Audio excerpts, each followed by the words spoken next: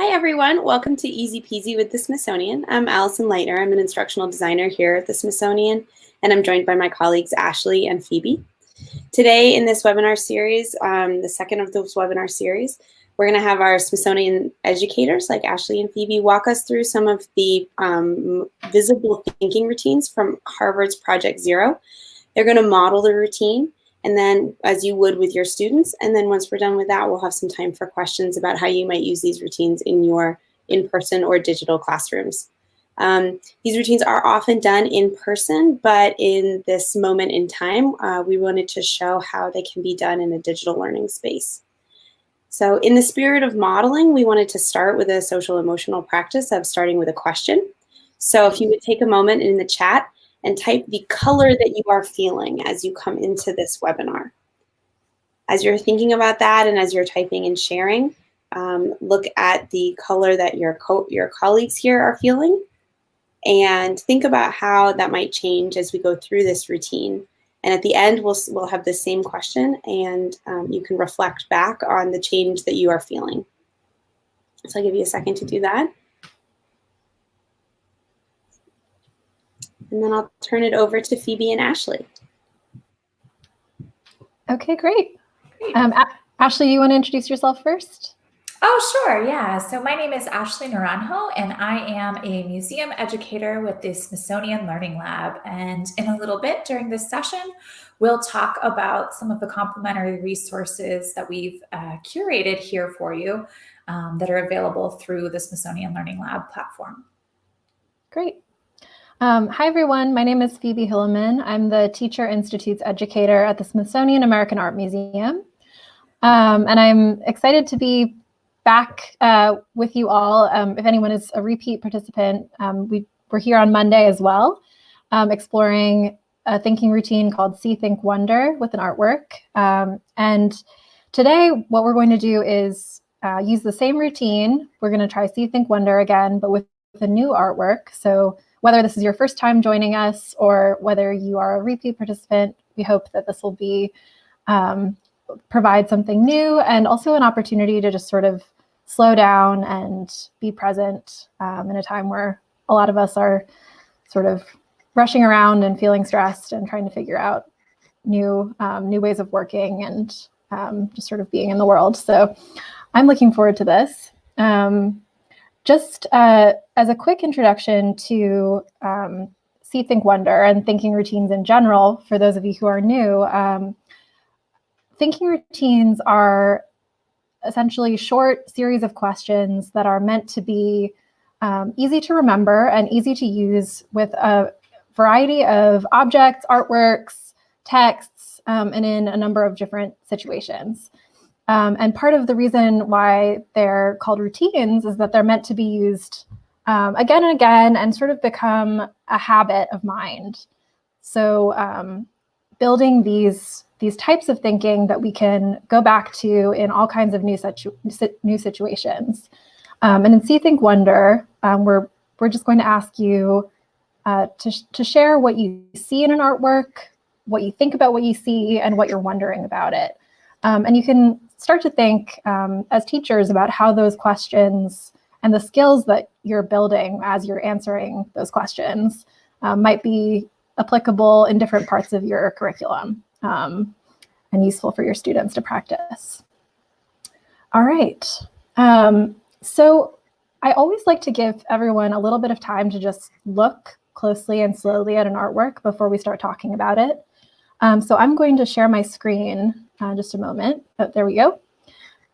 And this is the artwork we're going to be looking at today from the Smithsonian American Art Museum's collection.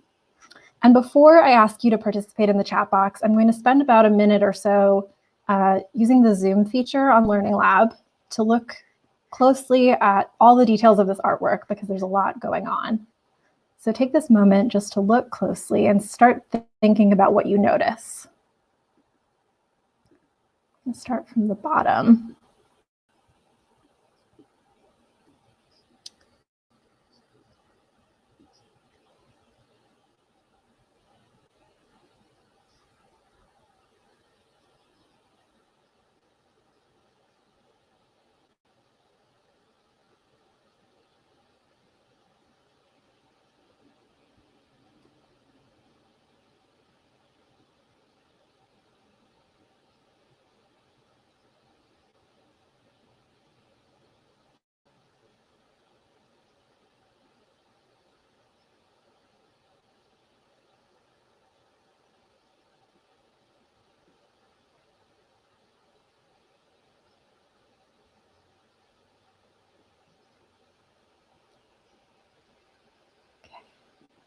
I'm going to zoom back out now so you can see the whole artwork.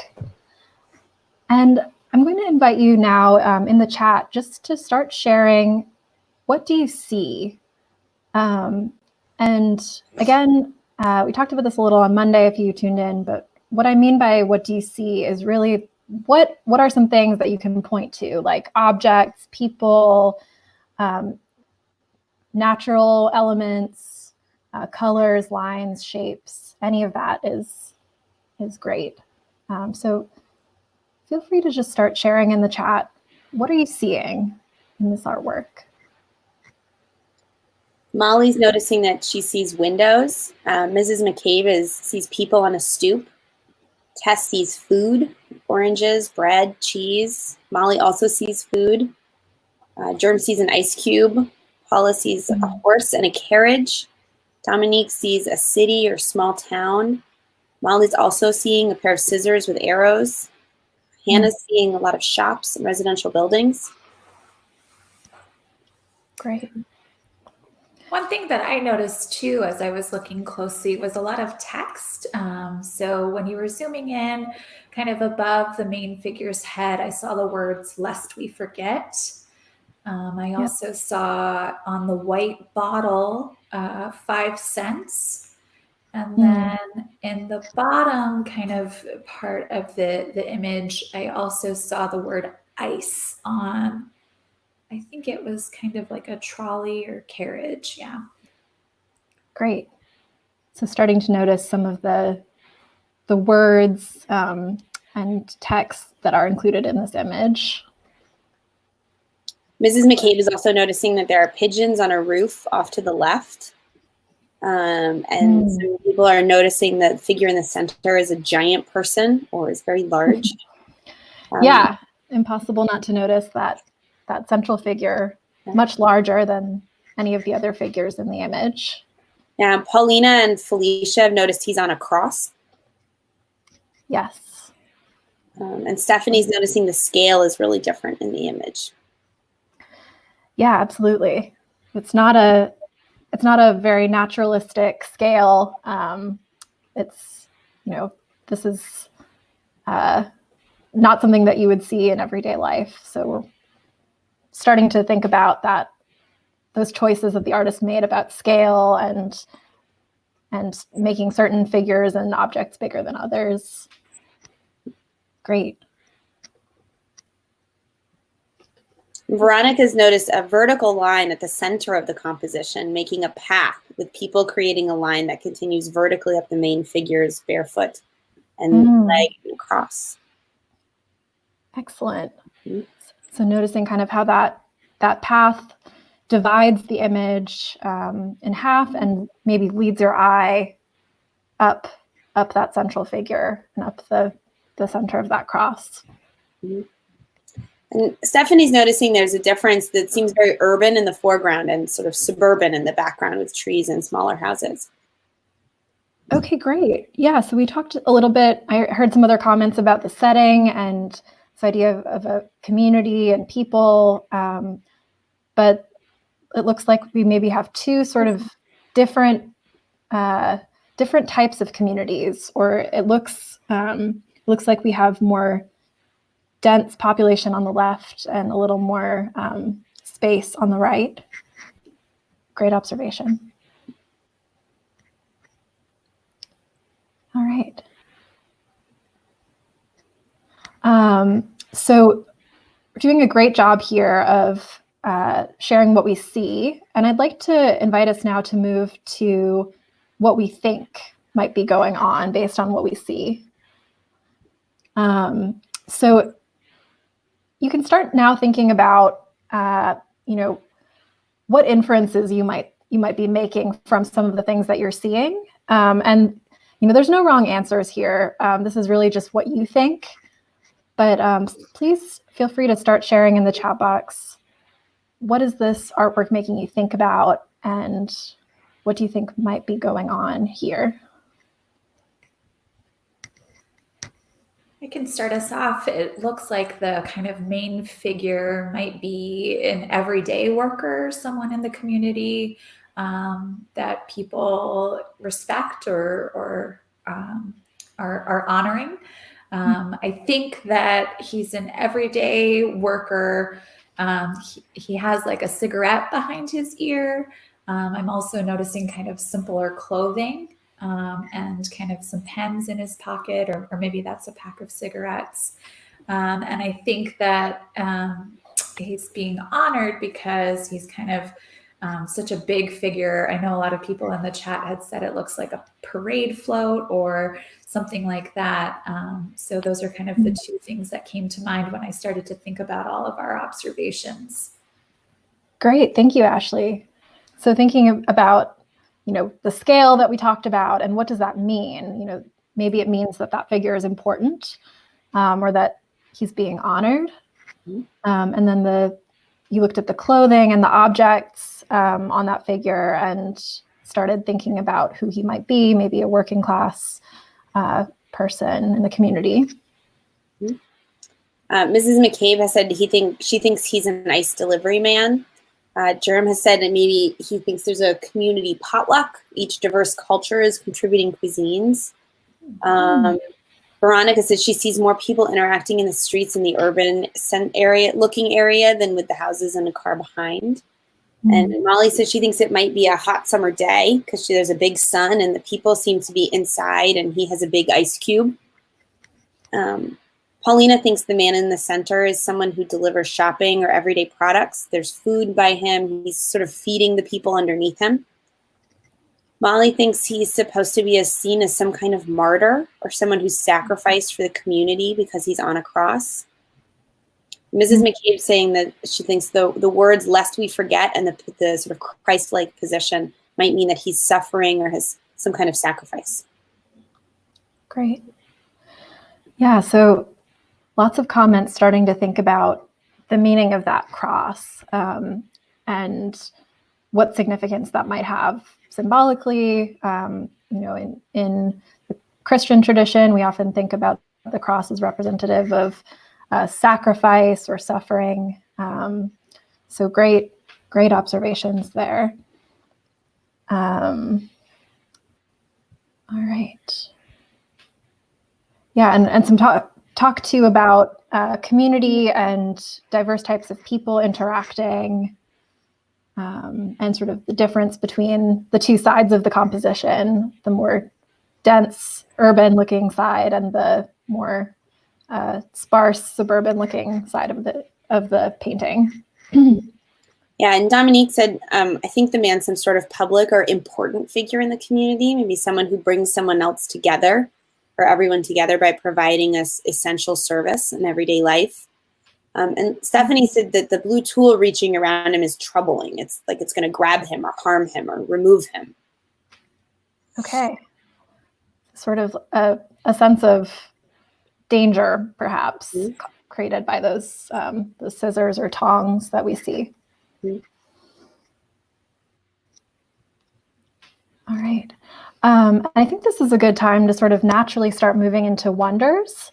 I always find that once I start thinking about what I see, I often come up with more questions than answers. So feel free to start sharing your wonders now in the chat box.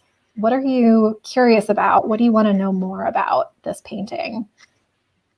Phoebe, I noticed too, someone in the chat asked if we could zoom in one more time. Yes. Okay, great. Perfect. Absolutely.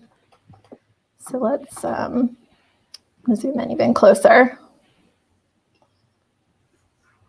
Move from top to bottom. So Molly's asked in the chat, she says she wonders when and where this was painted for historical context. Paulina wonders where it is. He seems to be in the middle of a street and she wonders why he's there. Mrs. McCabe wonders what it is we need to not forget. Tess wonders, are the people at the bottom surrounding him as a member of the community or are they ignoring him? So what's the sense? Great. I'm curious too, is this an artwork that's based on someone that the artist might have known, or is this more of an imagined image? Right. Like, why did the artist choose to paint this? What does that mean to the artist?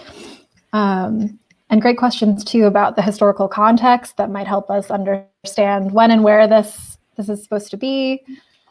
And those questions about that phrase, "lest we forget," that's so prominent in the painting. What does that mean? Mm-hmm. Germs is wondering if this is a reflection of possible gentrification. It's a comment about society. Paulina is wondering why his eyes are closed. Molly's wondering about the hierarchy of the artifacts. Why is the library bar on the bottom and the milk, beer, and newspaper near the top? Is it like some sort of pyramid? Mrs. McCabe wonders why the center figure is so troubled when the colors that are otherwise really bright and happy. Great questions. Yeah, I like that question about the sort of a dissonance or a disconnect between the colors of the painting being so bright and the subject matter, which seems to be kind of somber, a figure on a cross. Mm-hmm. All right. Great questions. I love seeing these come in. Stephanie's again also wondering about the purpose of all the food products to the left, and sort of reminds her of burial traditions. Interesting connection.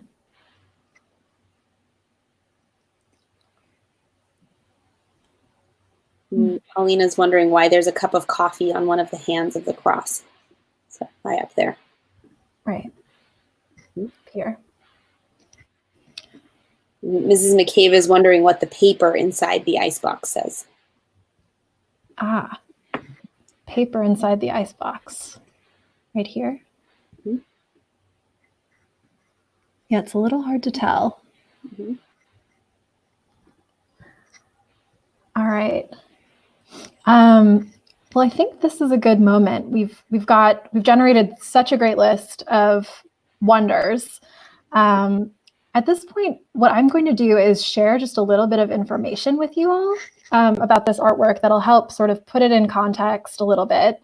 And then my hope is that we can return to it maybe with some new thoughts and wonders after we have that information. So this is a painting by an artist named Ralph Fasanella. He is a self-taught artist. He started teaching himself how to paint when he was in his early 30s, never went to art school or had formal training. This painting is called Iceman Crucified, number 4, and it was made in 1958.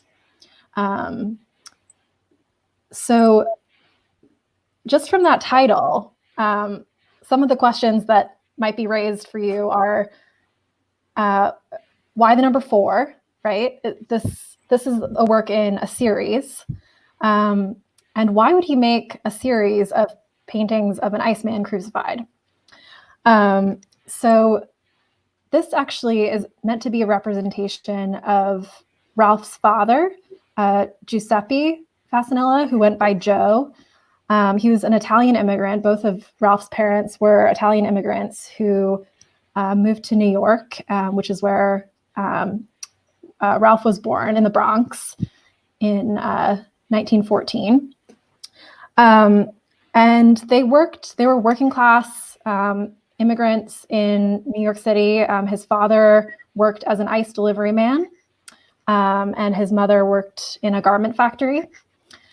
And from the time that Ralph was about 8 years old, he started accompanying his father on his ice route and working with him and sort of learning that trade and what it was like. And if you think about, this is putting us like in the early 1920s. This is before mass refrigeration. So instead of a refrigerator, most people had an ice box, to sort of a cabinet to keep their food cool, but they would need ice delivered on a daily basis in order to keep their food fresh and cool. So thinking about the technology of the time and working as an ice delivery man in New York City, this is really hard labor. you're carrying heavy ice around on your back, probably. You're going up stairs in tall apartment buildings that probably don't have elevators.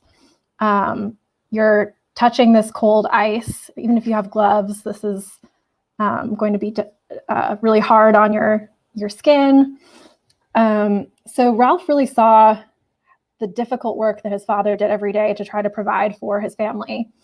And he didn't always have the best relationship with his father, who's kind of a difficult man. And their family went through a lot of stress and difficulty due to money and just sort of trying to make it in America as immigrants and as working class people. And this really shaped Ralph's outlook on labor. Going forward, he became a labor activist and a union organizer, and those ideas really come through in his work for the rest of his career. So in this series, he's sort of reflecting on his father and, that sort of complicated relationship. And this is the final piece in a series of 4 where he's exploring this subject. So before I could go on, but I feel like before I share any more, I'd love to hear just in the comments how all this information is changing your interpretation of the painting or making you see new things in it.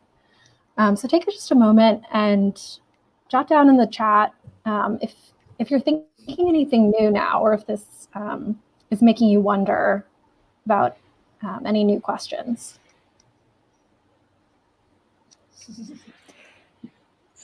Mrs. McCabe thought it was the Bronx because of the pigeons.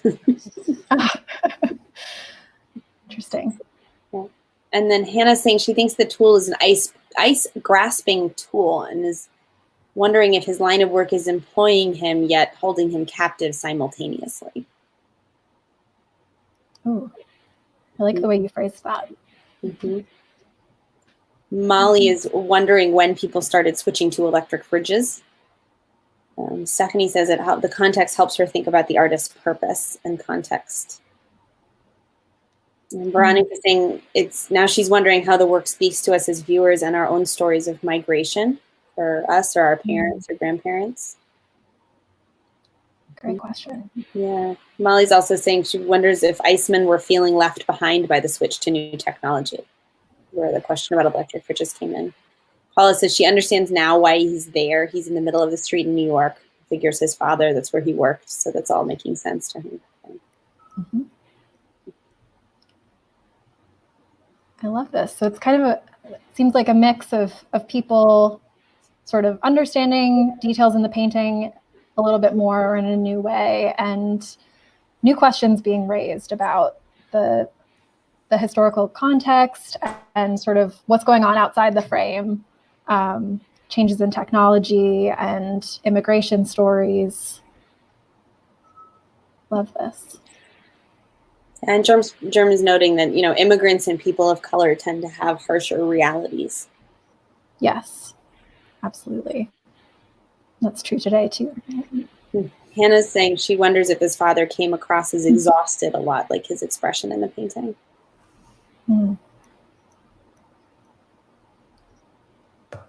Great questions.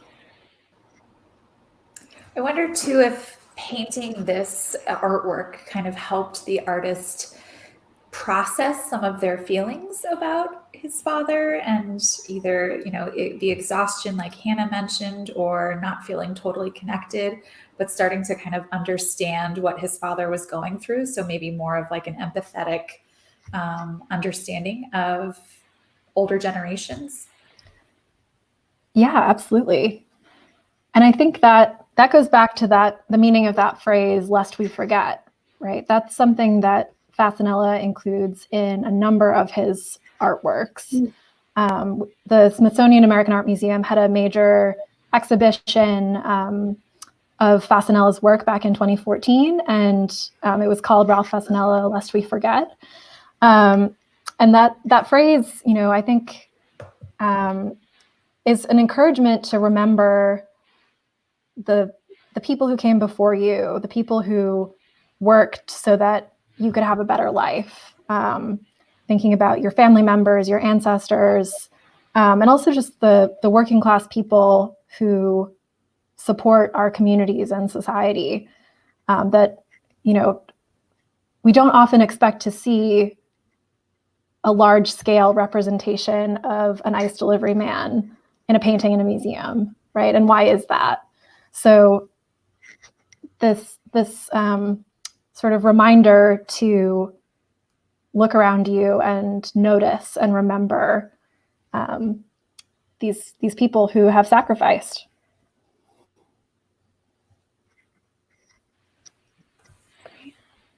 I think this is too also kind of especially poignant for the times that we're living in today. I know there's a lot of kind of frontline heroes that we've all been hearing about in the news, from grocery workers who are working long shifts to making sure that we have all of the necessities that we need, to the folks that are picking up trash to make sure that our cities are clean and safe.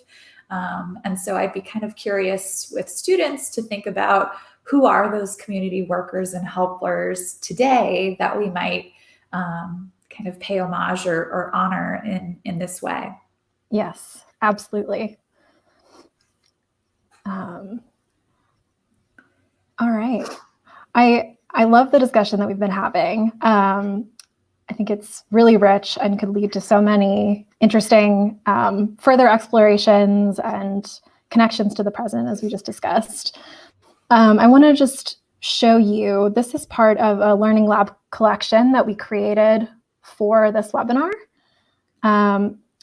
So we have the artwork, of course, that we looked at, the thinking routine, See, Think, Wonder.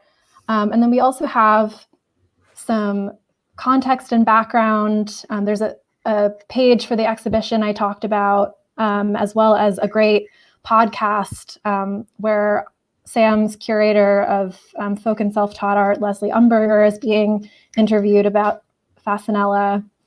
And then we also have 3 sample lesson ideas that use this painting as inspiration, created by teachers and educators. So you can sort of explore 3 different ways that this artwork has been used to connect across different content areas. And then, of course, we'll have the recording of the webinar included in that collection as well. And Ashley, what's the best way for people to find that collection? Sure. So this is a series. So this is the second in a series. So if you search Easy Peasy on the Learning Lab, you'll start to see all of these collections over time.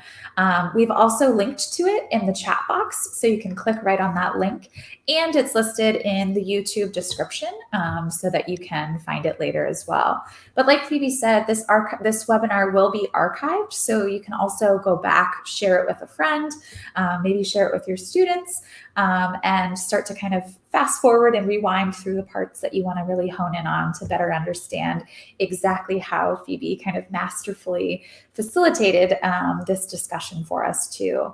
I should also mention in the collection where it says, what do you see? What do you think about that? And what does it make you wonder? We've included Harvard's Project Zero thinking routines in this collection. So you can also click on those to see suggestions on how they can be applied. So we can kind of see through what type of thinking this encourages with students, how they can be applied and facilitated in learning. I hope too that this was also a model of how you might implement this in your own distance learning classroom. Typically Phoebe does such a wonderful job doing these types of thinking routines and implementing them in the actual galleries of the Smithsonian American Art Museum in Washington, D.C. But I think this has also been an opportunity to use some of the capabilities that technology allows and affords for us too. So she was able to zoom in and out. We were able to kind of have an ongoing discussion. And I felt too that it was just nice to take 30 minutes to look at one artwork deeply and build on my own thinking based on what other people said in the chat too. So I'm especially grateful to Phoebe for her facilitation during today's webinar. And Ashley, we have a question from Mrs. McCabe about the platform that we're using in order to appear with the split screens in YouTube. Oh, sure. Yeah, I can follow up, Ms. McCabe, if you want to send an email to learning@si.edu. I can give you all of the kind of technical features. It's very simple to do, so I can write that in an email.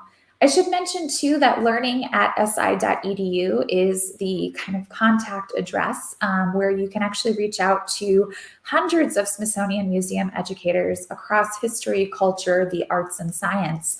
And basically, once we receive your email, if you have a question about a specific topic that you're trying to teach, we will make sure that the right museum educator receives your email, and we're responsive as quickly as possible to help you get the learning resources that you might need now, but also beyond this time too.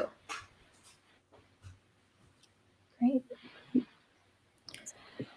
Well, let's close with the question that we opened with again. So now that we've gone through this thinking routine, what color are you thinking? So people came into this webinar feeling blue or dark blue, yellow, and green. So think about the change that you've had as you've gone through this thinking routine and look at the change that your colleagues have had. And while you're posting in the chat, I'm going to put up another resource for you, which is our distance learning hub at the Learning Lab. If you go here, you can find distance learning resources by grade level for K through 12, for caregivers, for educators. This is a really good central location for you to look for some Smithsonian resources for you to use. And then we are also, this is number 2 in a series, so we'll be continuing this series of Project Zero thinking routines, Mondays and Wednesdays at 1 p.m. So we hope to see you next Monday, April 6th at 1 p.m. where we will have work on another routine with some other educators. So thank you so much, Phoebe and Ashley. This has been really great. And thank you for everyone who's joined us. Thanks, Thank everyone. you for having me. This is a pleasure.